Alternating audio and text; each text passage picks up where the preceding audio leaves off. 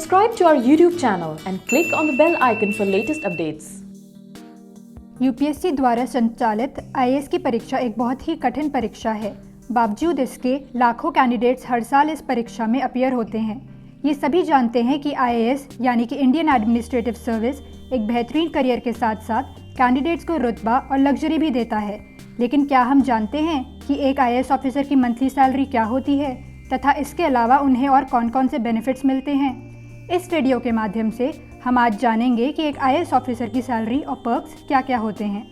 7th पे commission की recommendation के बाद एक आईएएस ऑफिसर की बेसिक सैलरी बढ़कर 56,100 रुपीज़ हो गई है।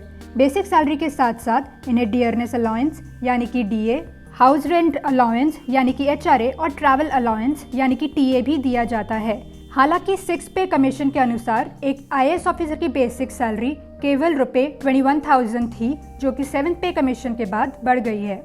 7th पे कमीशन ने सिस्टम ऑफ पे ग्रेड्स फॉर सिविल सर्विसेज को रद्द कर दिया है और कंसोलिडेटेड पे लेवल्स इंट्रोड्यूस किया है। अब हम देखते हैं कि आईएएस सैलरी के क्या क्या कंपोनेंट्स होते हैं। आईएएस सैलरी में बेसिक पे, dearness allowance, house rent allowance और ट्रैवल अलाउंस इंक्लूड होता है। इनफैक्ट इनिशियली सारे आईएएस, आईपीएस, आईआरएस सबकी सैलरी लगभग बराबर ही होती है और उसके बाद अपने अपने कैडर के रूल के हिसाब से चेंज हो जाती है। इसी तरह अगर IAS officer government accommodation and government provided vehicles use कर रहे हैं तो वो एचआरए एंड टीए क्लेम नहीं कर सकते।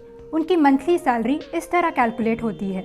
आईएएस ऑफिसर की मंथली सैलरी से कुछ डिडक्शंस की जाती हैं, जैसे कि income tax, professional tax, central provident fund और सेंट्रल पेंशन फंड एटसेट्रा।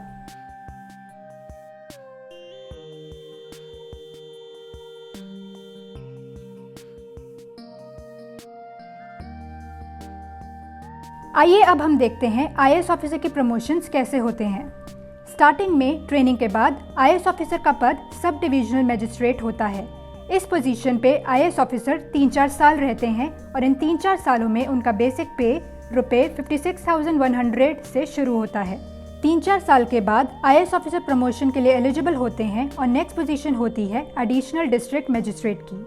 इस पोजीशन पे वो लगभग 4 साल तक रहते हैं और इस पोजीशन पे बेसिक पे ₹67,700 से शुरू होती है। फिर अगले प्रमोशन पे आईएएस ऑफिसर डीएम के पद पे आते हैं और इसी तरह सारी पोजीशन स्क्रीन पे फ्लैश हो रही हैं। एंट्री लेवल पे सारे आईएएस ऑफिसर का डीए 0% पे फिक्स्ड होता है और बाद में बढ़ता है। डीए इन्फ्लेशन से लिंक्ड होता है, जैसे जैसे इन्फ्लेशन बढ़ती है वैसे वैसे डीए बढ़ता है।